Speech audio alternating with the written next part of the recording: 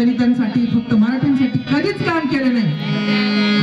Hindu code बिलासाठी राजीनामा देणारा एकमेव डॉक्टर बाबासाहेब आंबेडकर आहे। आज मला दाखवून द्या कुठल्या नेत्याने राजीनामा दिला संसदेमध्ये, दाखवून द्या।